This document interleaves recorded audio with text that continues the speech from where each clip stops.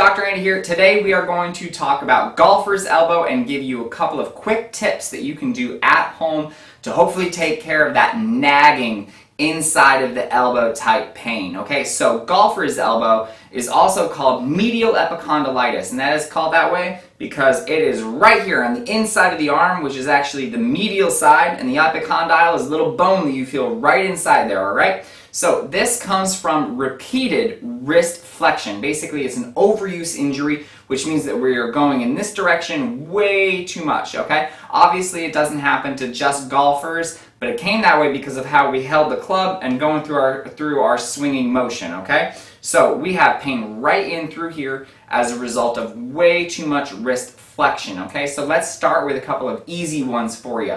The first one is actually the same as lateral epicondylitis. We're going to grab a lacrosse ball. If you don't have a lacrosse ball at home, use a baseball. Anything else that's around the same size and nice and solid, meaning a tennis ball is not going to work very well, okay? So you are going to lay that arm on your thigh or maybe on the counter.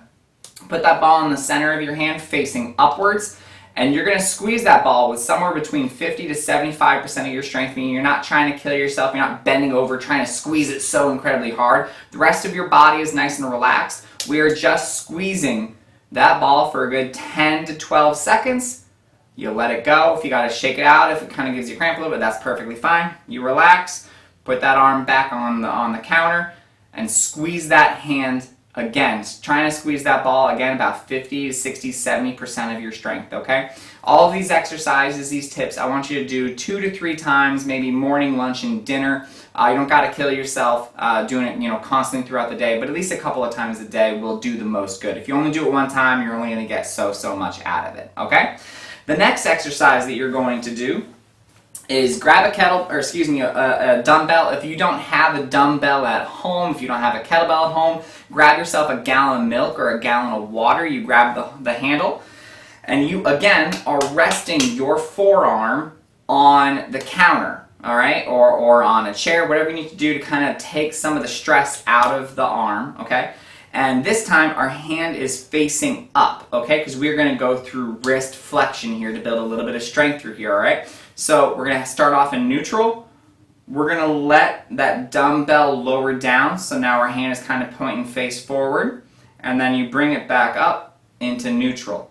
All right, we're going to do about 2 to 3 sets, and you're going to do about 8 repetitions. So about 8 times, give yourself, a minute break, and then go back and do 8 more of those. All right? That is your second tip that you can do at home for golfer's elbow or any kind of pain on the inside of that elbow, all right? Lastly, let's talk about a stretch. On the arm that is giving you the most grief, on that arm where you've got pain on the inside of the elbow, I want you to lock that elbow out, so putting your arm perfectly out straight, no bend in that elbow, okay, right? So nice out straight, palm facing up.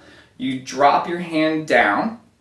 Using your other hand, you grab your palm and you pull the palm into you, and you are going to feel a stretch along the front side of your forearm all the way into the inside of the elbow, okay? We are stretching these wrist flexors that go all the way through the elbow and into the inside of the elbow, all right? So once again, we drop the hand, we grab it, and we pull, and we're holding it for a good 30 seconds, okay? After the 30 seconds, you shake it off, give yourself a rest for a minute, and then you go back and you do it one more time, okay? So about a good minute of stretch in the morning, minute of stretch at lunch, and a minute of stretch in the evening, okay? Hopefully that helps. If you have any kind of lingering pain, give us a call. We'll try and help you figure out what it is. We can do an exam, figure out exactly what's going on with that elbow. And always remember, if you have any questions, send them my way, and remember to live with passion and not pain.